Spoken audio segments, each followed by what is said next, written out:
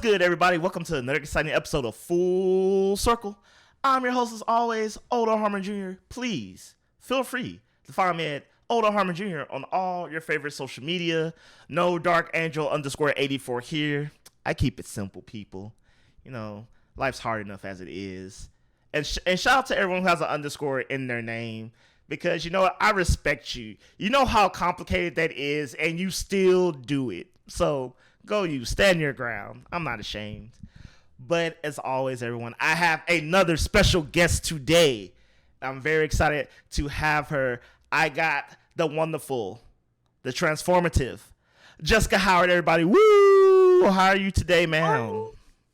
Great. I'm fantastic. How are you? I'm doing good. I cannot complain. I am hyped. I'm going to tell you real quick because I actually said maybe like 10 shows ago, I don't know, let's just call it was a summer show. So June, July, I was like, you know what? I think the second half of 2021 is going to be really weak. There's like maybe 3 games I'm looking forward to, and I'm not uberly excited for them.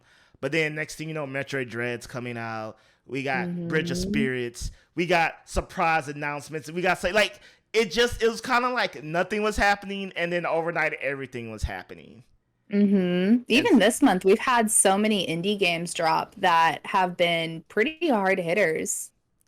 Yeah, eStore just came out, Sable, yeah. Yeah, like I think a week after that show announced, like Death Doors dropped, and like everyone's like, "This is the greatest thing since sliced bread," and it was And I don't think Metroid Dread was announced yet when I made that, because Nintendo announced Metroid Dread and was like, yeah, in 2 months. It was a fast turnaround. It was so unexpected. Oh my gosh. I saw that and I was like, oh, it's going to be a 2022 title. And then I saw it was coming out this year and I was like, what? So, yeah, I'm really excited for it. Yeah, crazy. But real quick, Miss Howard, just in case the people at home don't know, who are you and what do you do? Ooh, what a great question. So my name is Jessica Howard. I am a games journalist, critic, kind of do a little bit of everything. I am the managing editor over at Uppercut. So that is a outlet that is focused on providing diverse criticism of games that you might not get at other major outlets. I also write news for both Uproxx and for GameSpot. Ooh. Quite the resume there. Well, Full Circle Podcast welcomes you to the show. And this week, everybody, I'm not even going to lie, we're talking about Nintendo. This is going to be a Nintendo-heavy show. You know, normally it's been, what's Xbox doing? What's PlayStation doing? And anytime we talked about Nintendo, it's been, where's my Super Nintendo Switch? But you know what?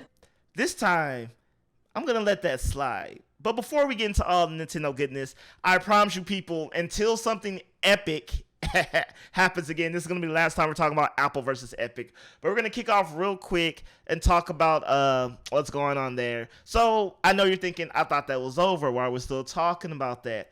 Well, Apple had one more surprise.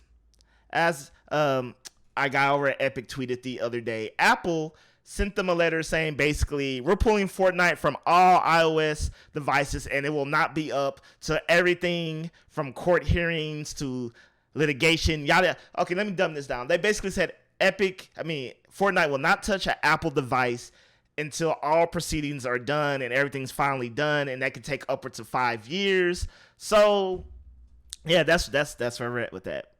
Do you think that's a petty move at this point? I think this whole thing was an escalation of petty moves, so it really doesn't surprise me. Neither company really seemed to pull ahead in the ultimate verdict of it, so I think that we can expect a lot more of these petty jabs at one another for the foreseeable future. Oh yeah, most definitely. I really thought it was over. I thought the last thing I said about this was, this is going to be interesting how it affects everyone else. But now with this latest thing, I think we're going to be okay. I think Apple's just kind of like, look, we're not trying to doom any game studio. This was strictly business, and it became something else. Our beef is with Epic. You know, Genshin Impact and everybody else, do what you want. Let us take our 30%, and we'll just call it a day. I think is what Apple is trying to say. I agree. Yeah, but it's weird because so I was reading into it a little bit. They were just like, so you can't download the game, but clearly if you have it on any of the devices, you can still play it. But now you can't update it anymore. And if anyone knows anything about Fortnite, any live service game, they update, pretty regularly, once a month, twice a month, hell, sometimes multiple times in the same week. So pretty much that game is dead on the water on the iOS devices. I wonder, is that really going to cut into Epic's profits? Really, I don't know how much mobile gaming of Fortnite goes into their profits. I don't think a lot. I would assume not a lot. You'd be surprised. I mean, even when you look at like the numbers with Genshin Impact and how much of their revenue comes from people playing it on mobile, which seems so wild because you think about like even when I played Genshin a little bit, just dabbled with it, like I played on PC. And so you make the assumption that so many people are going to play on PC, but like the mobile market is wildly big. I think that a lot of people underestimate it. So I don't know the numbers, but it could be a substantial blow. I think they're going to be fine, but... Oh, yeah, they're going to be fine. Yeah. But, people, if I've learned anything about a millionaire, they could have made $38 million, but that was $1 million less than last year. They were furious, so... I'm pretty sure there's some exec who doesn't care about video games and just looks at the numbers, and he's, like, probably ready to fire, like, half the team. Knock on wood. I hope no one at Epic gets fired. Nor Apple. We get enough of that. But, yeah. Real quick, before we dive into Nintendo, if Epic was to somehow continue this petty train, what could they possibly do? Oh, knowing Epic, I feel like they have a knack with the theatrics. It'll probably be another like George Orwell style like video or in-game event. They'll do something that is like a silly kind of move making a jab. Like I don't know, maybe they'll make like Peely's arch nemesis an apple, right? Like that's the type of thing that I could see them doing. That would be nice, an Apple event that the next season, whatever they're on, 10, 11, like it's like clearly, jobby steez and this evil corporation trying to take over the thing, and they go from there. But I really think it's interesting in the sense that at this point, I don't think money matters anymore to them. Yeah, like, it's just a big old fight, who's right, I'm right, and we're here for it. But anyway, enough of that. Just had to get some news, quote unquote, out of the way. So if y'all didn't know, Nintendo had a direct and it was bananas. As bananas as, a Seth Rogen being Donkey Kong bananas. Yeah, the Mario cast, it's a lot. Oh, yeah, man. That's a great place to start. Yeah. They brought out Miyamoto. Every time they bring out Miyamoto, something's epic is going to happen. And he was like, I've been working with Illumination, the people who make Minions, to make this Mario movie. And he's like, I've been part of this process. And then they announced the cast. And I was like, have you, Miyamoto? Have you? Do you know who these people are? It seems very much like they went with like, we know these people, so let's put them in. All right, so just your quick and dirty opinion. What do you think of each casting?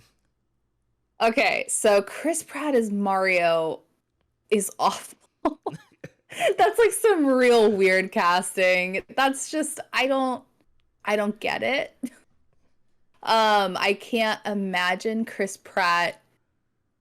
I don't know. It's so weird too because like this just ties into my larger frustration, honestly, with like celebrities voice acting movies. I feel like it's completely destroying a lot of the careers of voice actors who, train and do this professionally and who make their living doing this, and people who are already making millions of dollars being in Marvel movies and Star Wars movies and all of these, like they don't necessarily need these roles. So it's kind of sad. It made me sad that Charles Martinet, who is the voice of Mario, traditionally is going to be in the movie, but he has to kind of stand back and watch Chris Pratt do his character. So that kind of bummed me out.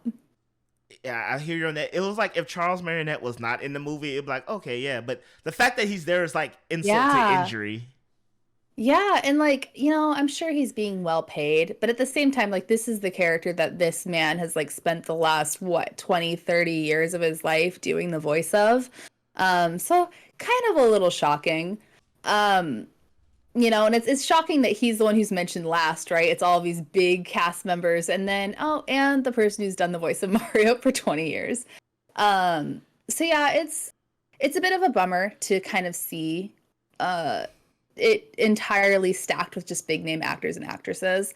Anya Taylor-Joy as Peach, that's another one that seems very baffling, but like I could be into it. It's interesting. I think I've only seen her in horror movies, so it'll be kind of interesting to see her playing this role. Charlie Day as Luigi and Jack Black as Bowser and Seth Rogen as Donkey Kong. Those are all just so funny to me.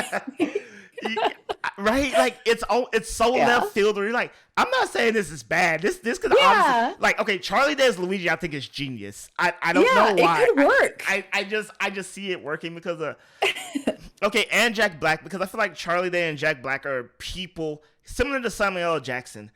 They have range, even if they're doing just voice work. They do have range. You'll know it's them, but they have enough range in their acting chops, and they're such a character, and they devote themselves truly into a role.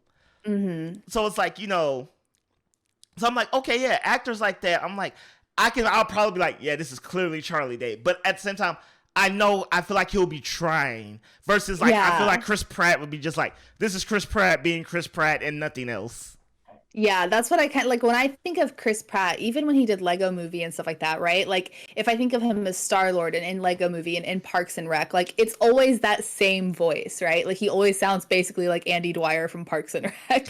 So I'm like thinking of Mario with that voice and I'm just like, all right. But I feel like the other characters are a little bit more fun.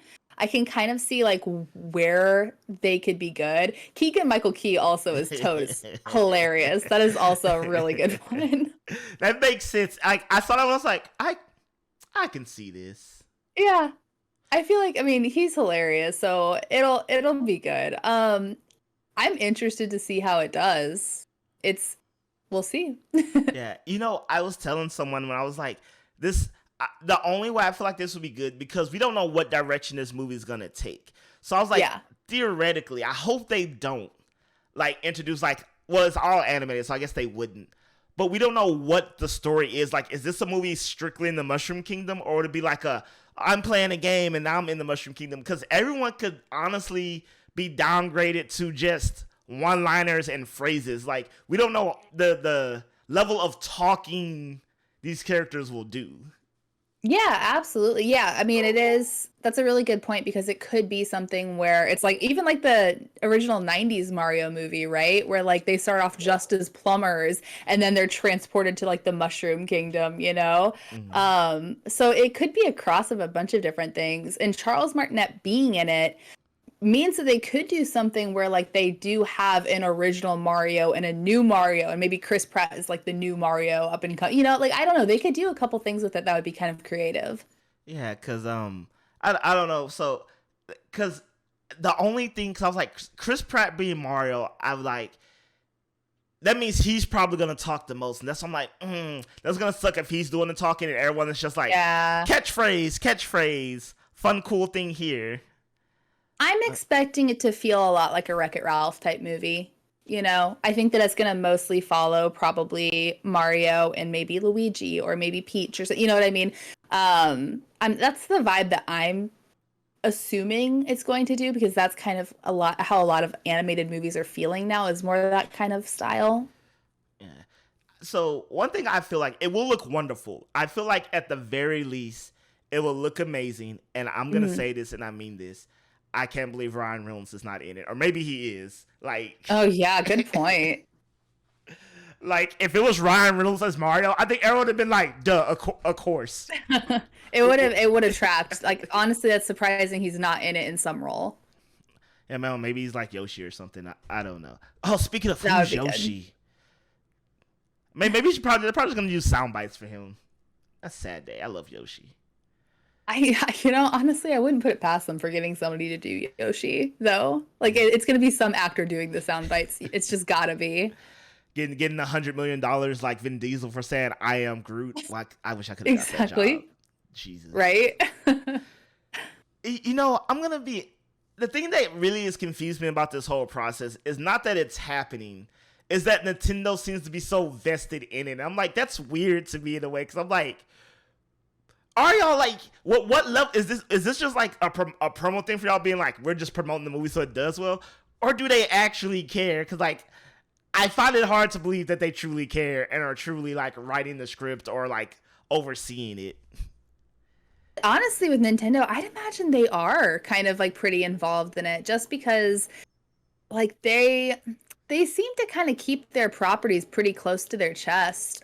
So I think that if they're working with a studio, they probably have a pretty big involvement in it. That's just my guess. But they are very protective of their characters. This is true.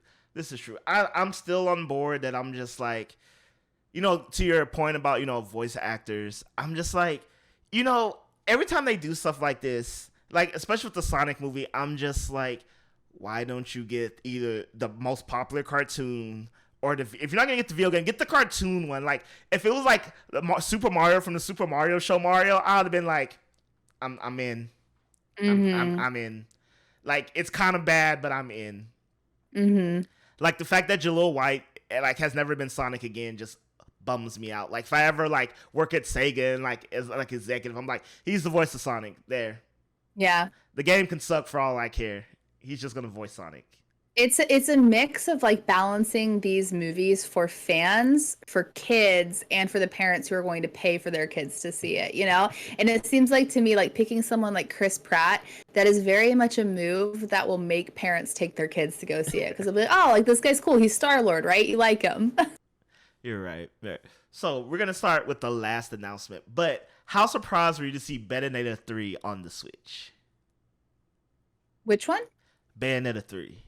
Oh, Bayonetta 3. Oh, I'm excited. It looks pretty good, right? You know, I really thought once Bayonetta went like multi-platform, like her relationship with Nintendo was done. But yeah, that's what shocked me the most. I'm like, oh y'all are still committed to Nintendo. Okay, Platinum Games. Oh, all right. Every time like an M-rated game hits Nintendo, I'm always like, oh yeah, they do that sometimes. It's so weird. It is completely. And speaking of 3, so okay, here's my thing. We're getting Bayonetta 3 after Bayonetta 2, which ran on superior hardware, and we're getting Splatoon 3, which I'll dive into that later. And I'm just like, I am surprised we have made it this many sequels still on the Switch. Like I would have bet money that Bayonetta 3 and Splatoon 3 would have been like things for the rumored next Switch, but like we're still here on this hardware. Like they're really just sticking to their guns on this one, and I am extremely surprised. Well, Bayonetta 3, a lot of people would be really upset if they would have made that a next gen launch title, because that was announced back in 2017. So people have been waiting a long time for Bayonetta. It's been like what, 4 years? Yeah, you know, but you know that's the trend now in games. You know, you announce your game 10 years prior, and then you either hear updates like constantly over the course of 10 years, or you know it just goes, you know, the way of the dodo, and everybody just wonders like, hey yo, this game, what's going on? Yeah, exactly. That we talked about it earlier, but like that's why Metroid Dread was such a shock, is because games do not get the 2-month turnaround anymore. Stuff like Bayonetta 3, where it, you know, was announced back in 2017, and then you think that you maybe dreamt it up because you don't hear anything anymore. You know, like that's kind of the new norm. So, hey, okay, I mean, realistically, that game will probably go to PS5 and Series X, or do you think it will be a timely Nintendo exclusive, as in like it'll release and it'll be like a good year or two before we see it again, or is it probably gonna like drop like a month later on next gen, current gen, whatever we're supposed to say? I think I don't know. I think because it's at a direct and it wasn't at like E3 or something like that, because I think that Platinum did show some games at E3, right? Wasn't Babylon's Fall or something? I think that was a Platinum game, right? I don't have my notes here, but I'm going to give it to you. Yeah. I think so. So I think the fact that they're choosing Nintendo as the avenue to promote it means that it's probably going to be like at least a timed exclusive. That's what I'm willing to bet.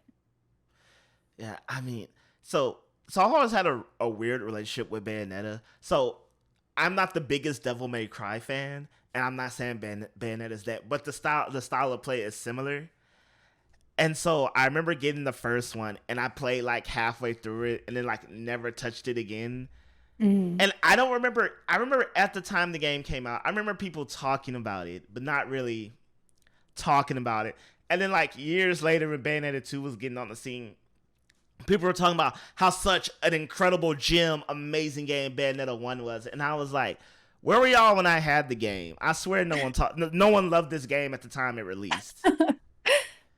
Yeah, But I think it's one of those that kind of turned into a cult classic. Like I know, especially Bayonetta, at least in my circles, I work at Uppercut, so it's kind of, we do a lot of like LGBTQ type perspectives with writing, but Bayonetta is very, very big as far as like being a queer icon in gaming. So I mean, that's a lot of people I know who are really into it, and like it's become big in those circles, which is really cool. that's great to hear. Yeah. She's a beast of a character. I'm not gonna lie. Hmm. I've always liked. I like characters that can exist outside their games. As in, like, if people have never touched the game, like, they still know it, and, like, people know the mythos and stuff. Like, I love Yeah. worlds that live like that. For example, like, I can't play Bloodborne because I can't play Souls games, but I also don't like scary games, so it's like, it touches too many nerves for me. But, like, I'm Mm. very, engrossed in the world, and that's how I feel about Bayonetta. It's like, except I was on a game show and one of the recently, and they asked what was Bayonetta's real name, and I had no idea, so I was ashamed of that fact. But it turns out a lot of people do not know that. I actually don't know it either. Don't I've know always that. just called her Bayonetta. Yeah, but I mean, shout outs to her. So we got the Yeah. leaked news, or I guess the obvious news. I don't know, because you never know with Nintendo, but we're getting 64 Mhm. games on the Switch, and that's it. Game of the year device. Don't ask. I will take no questions. That's it for me. Mhm. And Yeah, it's in 64 and Genesis too. you know, I don't know. Like, I remember thinking I wasn't shocked, but when they showed that they will have the 64 controller and Genesis controller, I'm like, you know, how can you not? Yeah. How can you not spend $50 on that? It's it's a good move. Like as soon as I saw them like hold those boxes up, I was like, oh man, it's like it's such a cash grab, but they're gonna make a lot of money off of it. So, you Yeah, and know? I'm so happy that they did this instead of like an N64 classic. Like, Yeah. because I'm like, yeah, I'll buy the controller and then I'll play the games. Because I don't know what I've always had this debate. And I'll ask your opinion: is the N64 controller a good or bad controller? Uh, Trying to, it's been a while since I've played with an N64 controller. I mean, I grew up, that was my favorite console growing up. But I'd say it's good. Like I'm thinking about holding it and using it right now, and it was never something even as a kid where I was like, this was uncomfortable. You just hold the middle one, hold the side, you have your buttons. Like it never felt like a struggle for me. I wonder if as an adult I would maybe feel different, but Okay, so I've not like recently, as in like yesterday, but I've recently played my 64 various uh-huh. times for various reasons as an adult. And yeah, there's the nostalgia factor, I'm not gonna lie. But it still holds up. And I know some people who give it crap. I always tell people I've never had an issue with it. Like you said, as a kid, I don't remember having an issue with it. As an adult, Yeah. I don't remember having an issue with I've not had it. I've never had an issue as an adult. Like, I don't know if I never played the 64, period, and then went back years after its release and tried to play it, would it be an issue? I mean, I know Yeah. it looks wonky, and some people think a single analog stick is, God forbid ever do that. But I really think it's kind of cool. Like, it's a very uniquely that's his controller. Like, Yeah. nothing else is like that. Mm-hmm. And I don't know. I just imagine playing Mario Party with a 64 controller and just being like, oh yeah, this is it. This is it. Yeah, I mean honestly, it's probably one of the latest games that I've played on a 64. Just because even like throughout college and stuff like that, I would go over to one of my friends' houses and they still had their 64 set up, and we would all play Mario Party. And yeah, I don't know. I think the controller still is fine.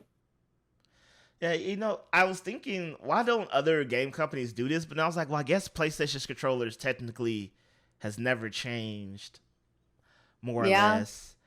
And the Xbox, I mean, I don't know. I guess they're so late in the game that no, I don't think anyone wants to play with an original Xbox controller. People, if you never have, it was fat and huge, but like not in It a was good way. funky. It wasn't like plump sexy. It was like, bro, what is this? This is not ergonomically correct. But Yeah, they were I did not like the original Xbox controller. You want to talk about controllers I actually didn't like. 360 though, 360 is still one of the comfiest controllers out there, I think. But the original Xbox controller was just too wide in the middle. You know what I mean? yeah, like it just, I don't know. Somebody was just like, in case someone forgets what they're playing, we just need like a damn near half a foot long logo in the controller, Yup. just for branding purposes. Mm-hmm. And I always tell people, the fun thing about the original Xbox is, because when people talk about classic consoles, I got in an argument. Someone's like, "Oh, you're a Sony pony because you don't talk about the original Xbox." And I'm like, bro, ask anyone who owns the original Xbox. Outside of Halo, what games did you have on it? And I promise Yeah. you, people are gonna be like, Halo in the game that came in the box. Yeah. Yeah, we had an original Xbox at my house, but I don't remember like ever playing it. The 360 I played a ton, but original one did not really touch a lot because I was super into JRPGs, so I played my PlayStation. Yeah, no, makes Yeah. sense. So, since everyone has fond 64 memories, what game are you, that wasn't already announced, what game are you hoping most shows up in the library sooner than later? I am hoping for probably Majora's Mask. I absolutely love Majora's Mask. So that'd be one that I'm hoping for. Yeah, I'm really hoping. I'm sure with the rest of the world, this isn't like a deep cut, but like GoldenEye 64 shows up, because I'm like, all Yep. right, if Banjo Kazooie is confirmed to be coming, Microsoft owns Rare. Yep. It just makes sense. It'd be really cool for them to bring over GoldenEye and even Perfect Dark too.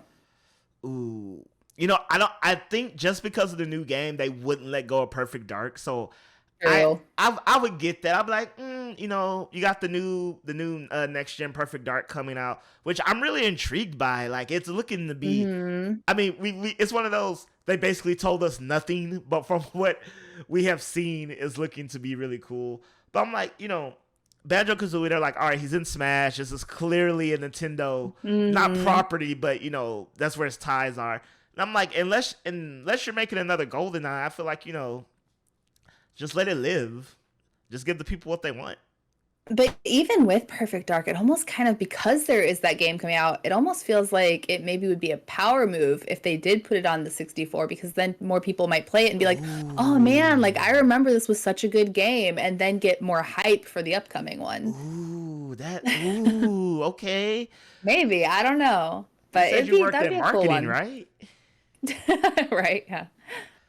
That would be an interesting move. That would be a power move. Could you imagine that they're like, hey, you see how good Banjo Kazooie 1 and 2 is? Here's Banjo Kazooie 3, Series X. Oh, I would love it. Oh, I would. I love Banjo-Kazooie so much. Nuts and bolts was not it.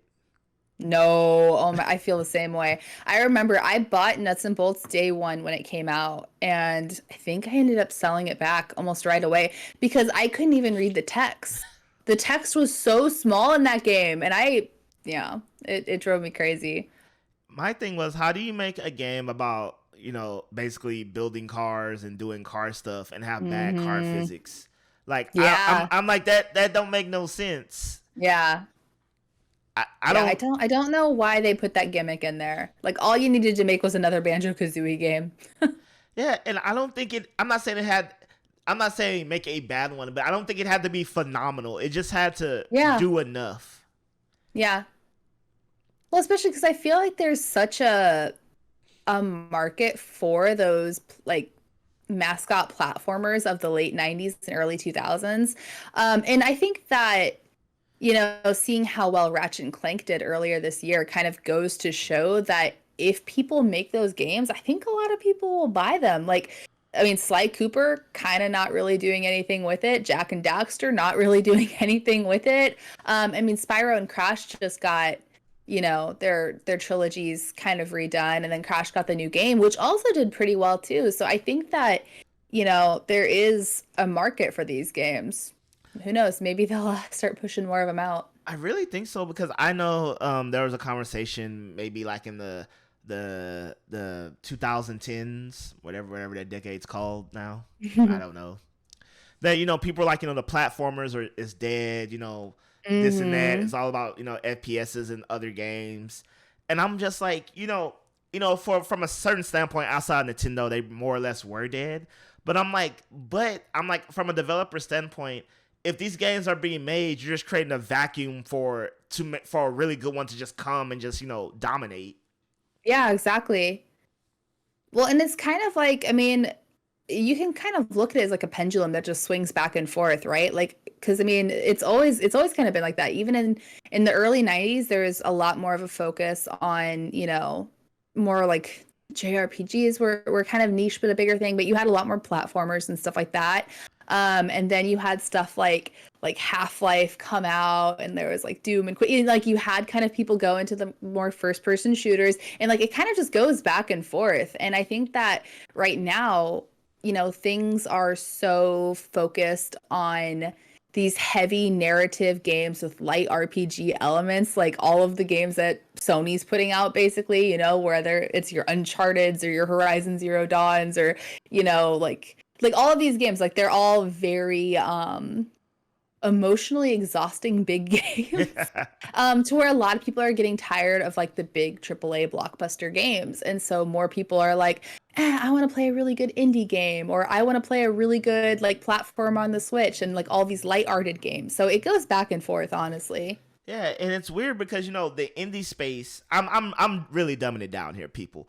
But the indie space is basically just providing those experiences that just don't exist in AAA anymore, if you really think about it. Because, the indies, like, look at something like Ori. Like, Ori is just a really good platform at the end of the day. It's great story and stuff, but, it's just a fun, challenging platformer. Not in the vein of, like, Super Meat Boy, where it's just hard for the sake of being hard and really nothing else, You get that, and I'm just like, and just like you said, you talked about Crash, and Psychonauts 2 is a great example of this. There's these IPs that exist to where people are extremely attached to, that will show up and show out for these franchises, and new people will come. Like, Psychonauts 2 came out, so people were like, oh, it's amazing, I gotta go play Psychonauts 1. Game Pass out to Xbox, so they made that viable. So a new Jak and Daxter game comes out, gives you more people being like, wow, this was amazing, let me re-release Jak Trilogy or something, and boom, people are going wild. I'm happy they made it. I don't think they'll make a new Spyro game, but I was really happy they made a new Crash Bandicoot game. I think he was overdue. I think they will. Well, actually, I don't know, because Toys for Bob, weren't they pulled, and now they're all working on Call of Duty, right? Yeah. Completely. So yeah, the Spyro dream could be dead. I hope not. I would love another Spyro, but it could be. Yeah, but I don't know. But like you said, I just think it's weird when when the companies have franchises like Sly Cooper, Jak and Daxter, and they just do nothing with them. And I'm just I'm like, if you're hurting for ideas, let me show you these games. Yeah, well, especially because like I remember reading an article from earlier this summer, and it was talking about how Naughty Dog already had a Last of Us 3 script kind of planned out in their head. And they were also talking about going back to Uncharted, even though they were like, oh no, we're never touching Uncharted again. And I'm just like, what about Sly? Like, people want it, but hey, I don't know. Maybe they're like Nintendo, where they just want to pretend franchises don't exist. But hey, Nintendo is starting to stop that, because they announced a Kirby game, which gets the biggest surprise for me, honestly. I also realized I meant Naughty Dog, I don't know why I said that. I was talking about Crash is what I meant with them, but Sucker Punch is who I was thinking. They also were talking about like their layouts. Sucker Punch is not going back to Sly, to correct myself there, because I realized I'm like, wait a second, I said the wrong studio. You know, it's okay. I will tell you why. Because any platformer that was on PlayStation 2 between like 1998 and 2005 is Naughty Dog in my mind. Like, yeah, exactly right. Like it all blends. It like when, because I also have to remind myself that Sly Cooper and Jack and Daxter were not both made by Naughty Dog. You would assume that. That's where my mind. Yeah. And you know, to you kids out there, the once upon a time, Naughty Dog was the mascot platformer people, not the hardcore edgy edgelords that they are now. And it blows my mind. Like when you go back and play an old game, and it's like Activision and Naughty Dog. I'm like, yeah. Mm-hmm. And now it's not like Naughty Dog. Who is he? Let them die. I'm like, what who basically are y'all? You know, I if I had the resources and time, like I would want to go find those original Naughty Dog people and like find out like where they are now. Like I don't know when the changing of the guard happened. I don't know when Neil Druckmann came in and was like, I run this ship, I am the captain now. But yeah, I wonder if he was working on like Crash and stuff. I don't know when that kind of switched around. But yeah, like I wonder if they just have no interest in going back to their roots. I guess not.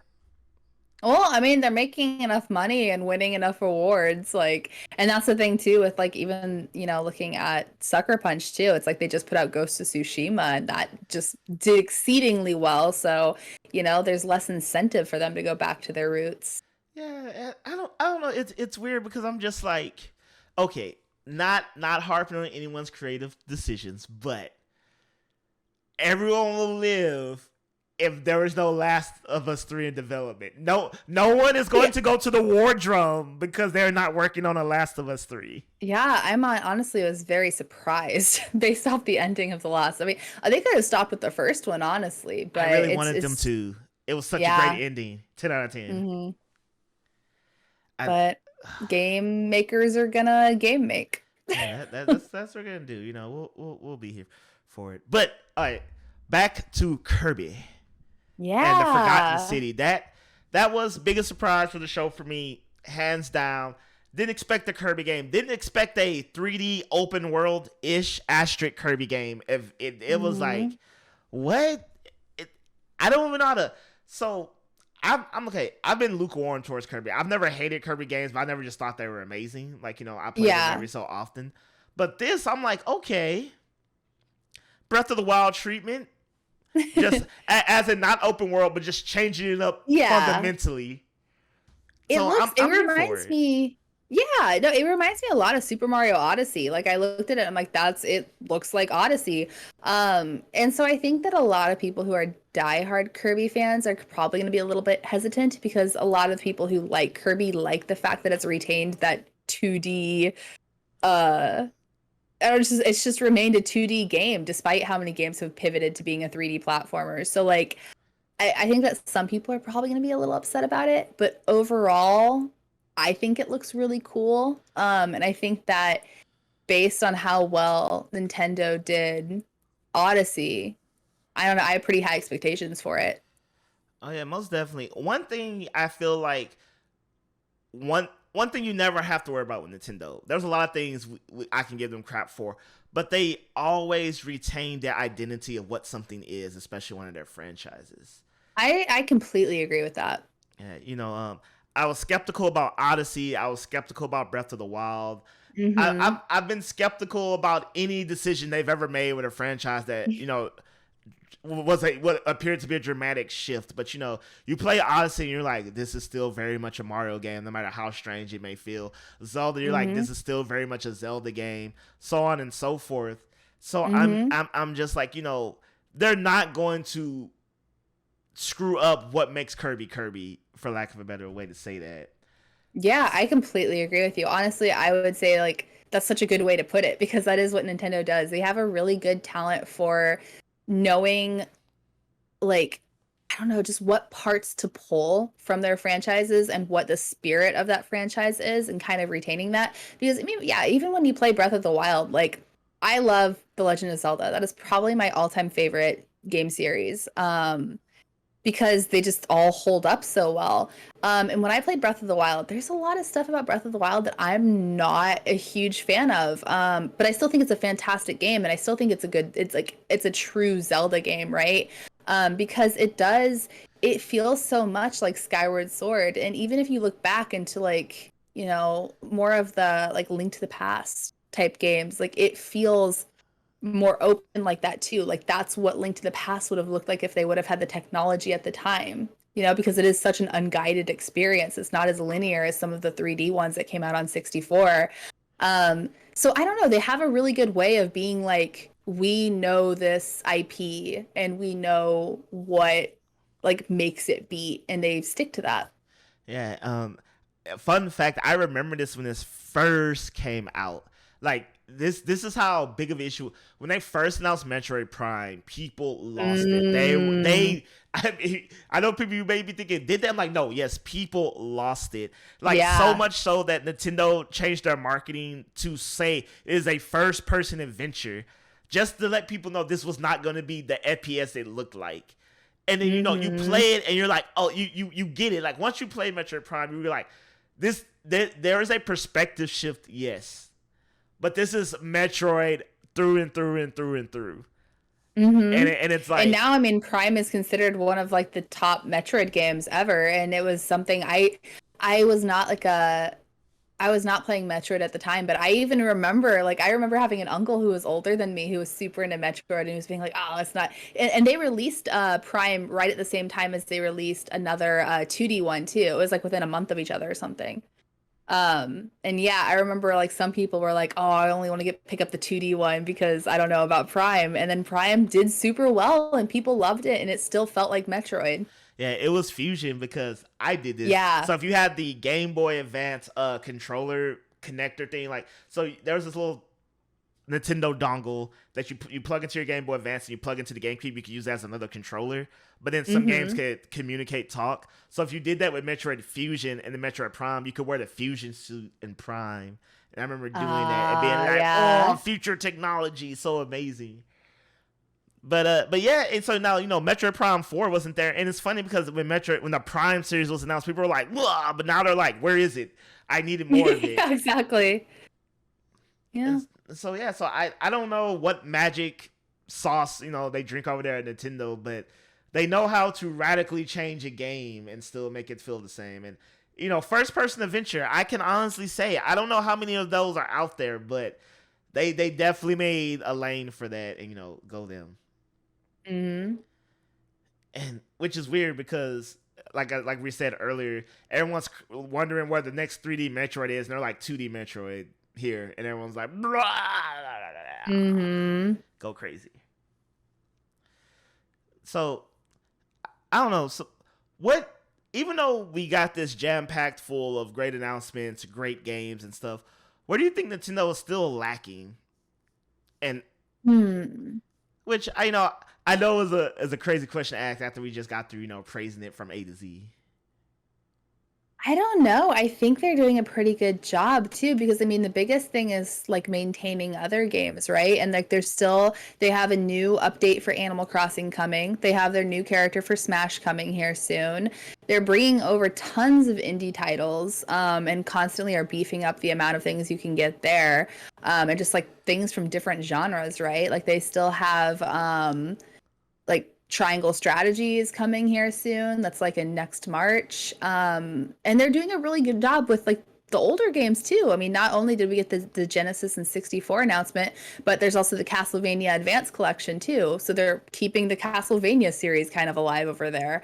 Trying to think if there's really anything where I'm like, but where is this? Oh yeah, and they got Artcaster HD. Yeah. I never played that game. I've heard of it maybe once, but apparently more people than I could ever imagine love that game. Like my Twitter was blowing up, and I was like, when did this game come out? I must have missed that. I must have been too young. I don't know. Yeah, I think I was too. So I'm right there with you. And they have another Breath of the Wild coming out. They just put out, Skyward Sword again. So they're doing a good job with, porting stuff over too. I honestly think that as far as consoles just like doing everything right, the Switch is pretty high up there. You know, I agree. Like from a software end, I feel like they're killing it, especially Hmm. considering what their competition is doing. I just really feel like the nail in the coffin for the competition would be if Nintendo gave us a hardware update, and I'm not talking about the OLED, like a legit what we all thought was gonna happen. Hmm. I feel like Nintendo will be so untouchable by the other two, it would be unreal. And not saying the other two would Hmm. suffer, but like it would just propel Nintendo in such a point because if they just had the hardware update, because I refuse to believe to live in a world where we're getting Splatoon 3 in the same generation on the same hardware Splatoon 2 came out. I know it is. It's weird. I completely agree with you. I think that that's probably their biggest flub is I think so many people were expecting a more dramatic hardware update with the Switch Pro or, the new Switch. And I think the fact that they're not delivering on that is a real bummer. And I will be the first person to say I am captain. Graphics do not make the game. They Yeah. don't. So I mean Bayonetta 3 looked rough. I'm not gonna lie, but if it's a good game, it's a good game. Yeah, and I'm the same way too. Graphics don't make the game for me, but you just have to admit with the Switch, like some games chug a little bit. I even played Toem, right, which is just like this little tiny indie game on my Switch the other day. And like certain areas, because there was just, I guess, a lot going on and there was like a few different elevation levels, like it just chugged. I'm really nervous for Pokemon Legends Arceus. I think that that game looks like it might not run super well. Like it looks like an amazing game. I'm not nervous for the game, but like I don't know. I was hoping that I'd be playing it on my new Switch by that point. Same with me. When they had the Pokemon Direct, I was like, if they have a delay, that means the new Switch is coming. But they're like, nope, January 26th or wherever the date is. Hmm. But I don't. I'm telling you, Pokemon Arceus, Breath of the Wild 2, Splatoon 3, Bayonetta 3. Okay, Dying Light 2, I don't see no way in hell that's running on Switch. I like when they said it, Oh I was like, yeah. there's no cloud. I don't care what you do. The Yeah. Switch is going to explode. Yeah. Oh, I mean, apparently you can run Dying Light 1. Whatever. I don't know. I tried playing Apex Legends on my Switch and it was laughable. It was only good for me Yeah. because I was like, this is just damn near unplayable. But I'm just like, there's no way you're telling me all this is going to release on this 5-year-old console at this point. I'm finding a real hard time to believe Nintendo that all these games are about to be optimized for OG Switch. I, Hmm. I mean, they're probably gonna do it, and I'm gonna think they're insane. The game's still gonna be wonderful, but to me, it makes no sense. I can't see Yeah. it happening. Yeah.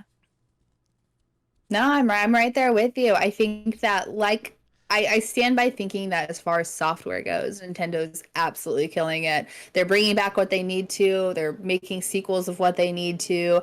They're doing a really good job there. But I think that hardware has been the biggest disappointment, and it'd be cool to see them kind of, especially because like they focus so much on selling like all of these accessories, right? And like, just different things you could add, like even like stuff like the Ring Fit, like they focus a lot on having these extra pieces of hardware that you can add on, but then why don't we actually see like a hardware upgrade to the system? I don't know. I mean, it would sell out. It would sell like hotcakes. I mean, it just would, especially if you sold them in different colors. Because I'm just like, you see how people buy Joy Cons. Imagine if you had different color combinations of the actual Switch. My God. Yeah. I mean, part of what, like, I mean, I wanted a second Switch anyway, just so, because we originally just had one for my husband and I. And like, after a couple years, I was like, okay, I really want my own Switch, so we're not sharing all the time. But as soon as I saw the Animal Crossing version and I saw the colors, I was like, okay, I'm sold. That's the one I'm going to get. And I pre-ordered it. Like, if you had some good colored Switches with the hardware upgrades, those things would sell like crazy. Oh yeah, most definitely. But nobody's perfect. I guess I don't know. Maybe they don't want to be too powerful. Who honestly knows with them? But I do have a fun opinion about the last Smash character. It's probably wrong. It's not Sora in Smash. It's not Goku in Smash. It's nothing crazy like that. But I was like, how wild would it be if the last character is an unannounced IP, like the main character of super cool new Nintendo IP land? Yeah, that would be cool. I feel like I don't know if they'd do it, but it would be a really cool move and it would get people really excited for a new IP. Yeah, because I'm just like, so the last pack of characters have basically been like non-Nintendo characters with the exception of Min Min. Was she in this last? Yeah. I think she was the first one. Yeah. So I'm just like, and at this point, I literally mean it.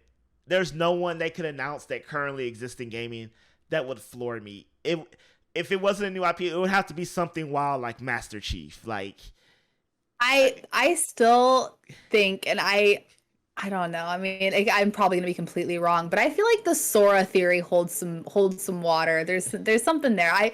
I'm thinking that it could be a thing. We'll see though. We will see. I mean, Sora would make a lot of sense.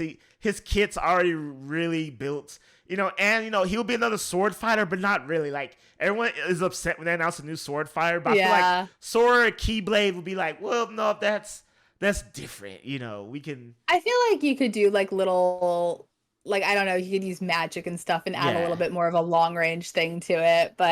And I'm not even saying the game necessarily needs another sword fighter. So I get people, if people are like, no, don't add Sora. But like, I just feel like he would make sense in that roster. I mean, he definitely would. He would bring, it would just be good. I don't know. Like, I really want it to be a new IP because I feel like there'll be just. Could you imagine like they announce it and it's like it'd be cool. Like it's this guy and everyone's like, who is that? Like immediate confusion. Yeah. I don't know. Maybe it'll be Miyamoto himself. And Sakurai, the last perfect. Character. Yeah. The last character is one of the execs. There's part of me that still hopes that like, what if it's just the master hand? That'd be cool. Oh yeah, that actually would be kind of cool. That'd be interesting. Yeah, dumb him down, make him a legit playable character. Yeah. But one thing I will always praise Nintendo for is in the industry where everything's I don't want to say business in a bad sense, but we know what we're in for. You know what I'm saying? Like, when we get the God of War announcements and things like that, and some of the newer IPs, we know, but Nintendo still feels like a present at Christmas that you don't actually know what it is, because you always ask for things you want, and you more or less get them if you're good and stuff like that. And, all the big box, that's the fire truck and stuff.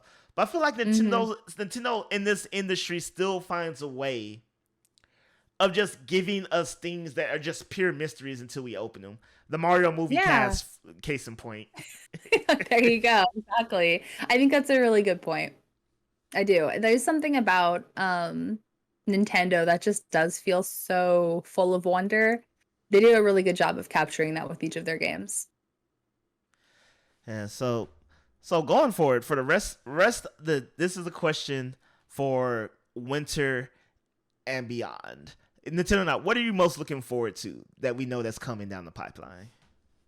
I'm really looking forward to Metroid Dread, honestly. I also am looking forward to Super Monkey Ball Banana Mania, which is coming out here soon. I definitely will be playing that. And then I'm looking forward to so many things. It's so funny because I was gonna say, like, I'll probably pick up the Pokemon remakes, one of them at least. I will probably get Pokemon Legends when that comes out early next year. And that Kirby game looked good too. Yeah, Nintendo is going to have a strong, I feel like at least a strong start to 2022, because we because I always tell Nintendo only really needs to just release all its hard hitters at around the same time, and they're good for like 10 years going forward. But yeah, so I'm just it's a good time to be gaming. It's a good time. It's a good time to have a Switch. It's a good time to have a PS5. It's been a good time to have a Series X. My God. Mm-hmm. But are you planning on picking up Halo by any chance? Probably. I have been playing through the Master Chief Collection with my husband because he likes Halo a lot, and I never really played them when I was growing up. I was just less into shooters and more into like, RPGs and JRPGs and stuff. So it was kind of like I don't know, like a black hole in my gaming history. So we've been playing through them and they're really fun. So I probably will pick it up. I was telling myself I'm gonna do the Game Pass thing where I play it on my PC. So I'm nervous about that. Yeah. I'm like, you know what? I'm gonna do it because I don't have a Series X yet. I was like, screw it. I'm gonna save that money. I've already allocated money to upgrade my PC's graphics card and its processing Nice. power, and I'm like, all right, this is gonna be my first true PC experience. So I'm excited about that. That's cool. That'll be so fun.